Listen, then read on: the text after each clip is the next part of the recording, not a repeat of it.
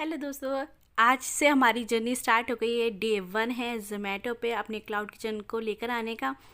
आप लोगों ने क्या करना है, एवरी सैटरडे आप लोगों ने अगर आपको खानी है बेगम किचन की बिरयानी, तो आप साउथ दिल्ली में जहाँ से भी है ना, आप ऑर्डर करिए तो आपको ये लजीज बिरयानी मिल सकती है। डे 1 हमारा बहुत अच्छा गया और स्टॉक आउट बहुत जल्दी हो गया और बहुत मज़ा आया मुझे काम करते हुए।